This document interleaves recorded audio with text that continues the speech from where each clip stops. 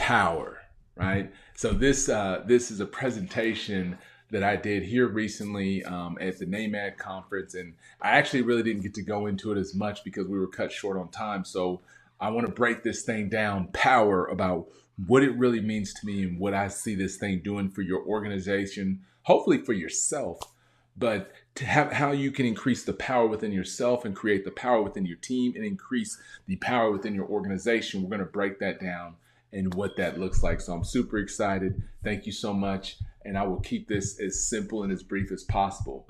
So when you think about power, I broke that down into number one, P being power in your people. Two being that their opportunities are open. Yes, there's plenty of opportunities still, even in the craziness. W being waking up to women, because it's one of the most impactful areas in a dealership that I see that there's not a good, healthy balance in. E is about empowering the experience. 5 is about, for the R, and I love this, rebrand, refocus, and recenter. So in order to do this, I really want to kind of get into this, and I'm going to go ahead and open this slideshow up just a little bit.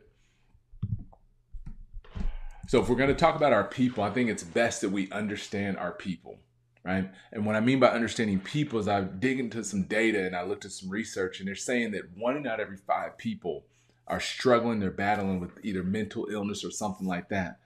Now, I'm not a licensed therapist or a psychologist or anything like that, but knowing this data, the next time you look around at your team and you see 5, 10, 15, 20, 30, 100 people, think about some of those people that are struggling in your audience and in your team. You know, what's your message to them and how do you keep them encouraged? And so you might be thinking, that's none of my business. That has nothing to do with me. I think it has everything to do with you because it's all connected. You know, where you're working and what you do outside of work. And we live in this world that it's just like, especially with social media and everything, it's connected and people want to work at a place that they feel valued and that they're having a great experience. And I know some of us, we might have grew up and worked at a company where we didn't have the greatest experience. Well, use that to make sure that your team has a great experience because it's the best way to get more customers and the best way to get some better employees as well. So we're going to break down this P about the power within your people. Okay, so the next time you're thinking that you need to spend more money on marketing and stuff like that, I would encourage you to just invest more time into your people and watch what happens. And so the first block is the mind over matter. You know, so thinking about your mind, you know, what are you doing to encourage your team to invest in their mental health again? You know, what are they doing to a lot of this when we talk about the mental. From what I've seen, it's about what are they doing before they get to the dealership and after they leave? What do you do to mentor that? And I'm not saying get in people's business, but what are you doing to encourage them on certain things that you can do that increase that mental capacity? And then also, what are they doing at the dealership to also increase their mindset? So maybe thinking about having different people speak to your organization from time to time. You know, something that pumps them up. You know, an influential speaker or something like that might be something that helps, but just be thinking outside the box, work with your team. Number 2, what's your team's GPA? And anybody knows me, it's very important that like I keep these composition notebooks everywhere. So I have them all over my house. They're in my shoe boxes, but over the last decade, every single day I write down my goals to see where I'm at and see where I've been. But what about your team's goals? You know, like what are you doing to help them achieve their goals, and what plan and action are you helping them with to give them the roadmap to help them achieve that? So think of it this way, like a real example. Imagine if somebody on your team really wants to get a house. Instead of slapping them on the bottom and say, go get the house, good luck, you got it. Why not slow down and find out, okay, talk to me. What's keeping you from getting the house now? It could be financial, it could be credit, all these different things, and then help them. It could just be the time to go out and look. Help them with that.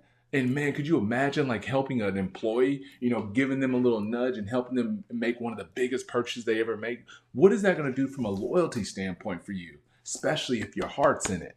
You know what I mean? I think that's so powerful. Next, think about wellness. It's so important, and I'm so thankful that I'm married to somebody who made that such an important thing in our family, is that take care of your health, you know, your wellness. And so I can't explain to you how much more energy and everything that I've had since over the last year or two, really paying close attention to my health and my wellness.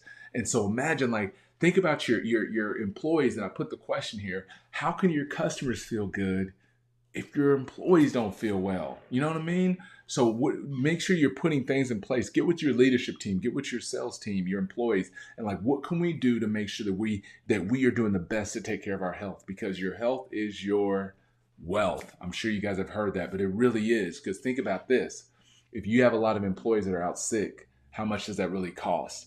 Right? So investing in their wellness and helping them be better, might help fight off some of the illnesses sometimes that we struggle with, right? Next, self-care isn't selfish. Invest in yourself and your team. To me, this is probably one of the most impactful things that you can do as a leader within your organization, or if you're a salesperson or anybody. What are you doing to invest in yourself? If you're not going forward and growing, you are going backwards, or you're sitting in stalemate. Both stalemate and backwards are nasty places to be. Continue to invest in yourself. Read a little something, study a little something. There's YouTube University. Be careful with that, but make sure you're always doing something to lean into your learning. It could be, when's the last time you studied copywriting? When's the last time you studied a different language or something? Just something to keep that mind sharp. Keep investing in yourself. And again, these are all things that increase a lot of level of power, because when you're growing and you become more powerful, it becomes freaking contagious. It's just so impactful to your organization.